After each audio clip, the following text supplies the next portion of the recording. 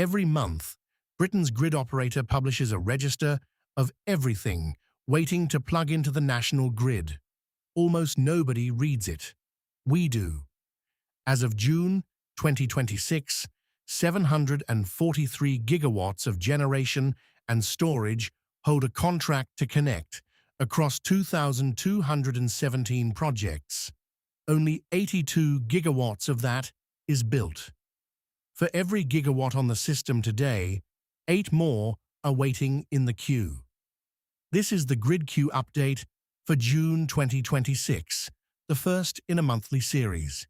3 numbers from this month's register and what they mean if you own land. Start with the shape of the queue. Every project in the register sits at one of 5 stages. At the bottom, scoping, where NESO is not even aware of a planning application. That alone is 551 gigawatts, 74% of everything contracted. Above it, 59 gigawatts awaiting consents, 48 approved, and just 3.4 gigawatts under construction. 82 gigawatts is built and energized. Read the ladder again, because it is the whole story.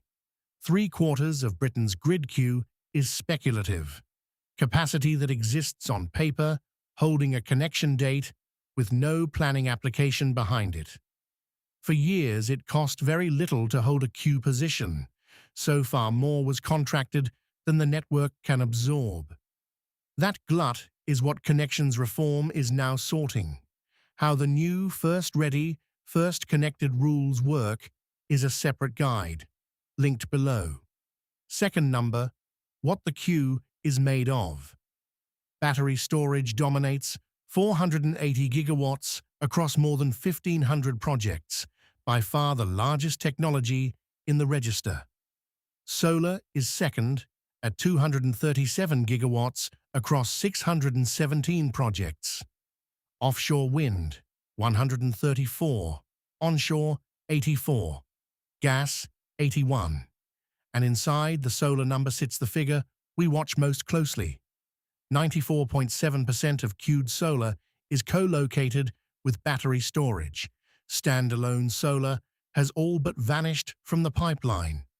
If a developer approaches your land this year, expect a combined solar and battery scheme, and expect the battery to carry much of the value. What batteries actually pay for land is in the battery storage video on this channel. Third, when all of this is meant to connect.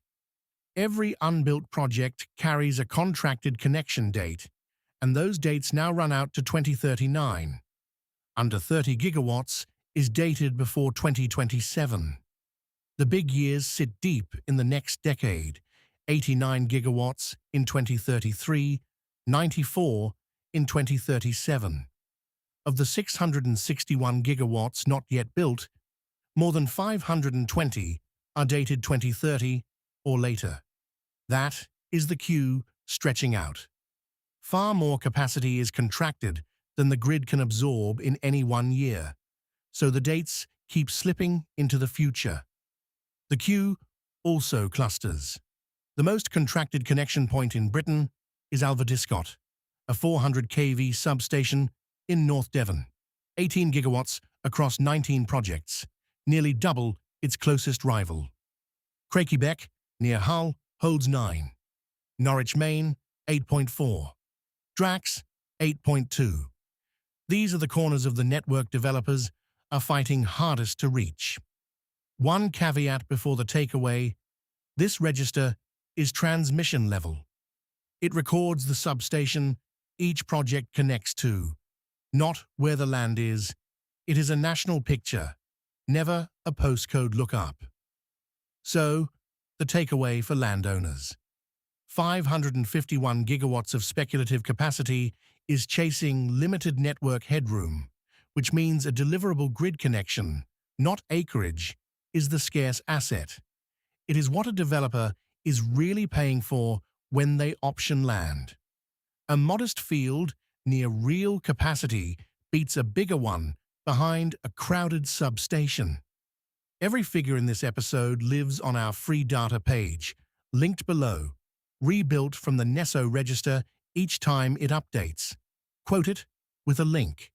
And the same logic runs the free grid check. Enter a postcode and rough acreage, and it finds your nearest viable substation, the distance, and the published headroom, with an income estimate if the site stacks up. The rates behind that estimate are in the income per acre video. The developer letter playbook is in the lease video. The register updates monthly, and so will this series.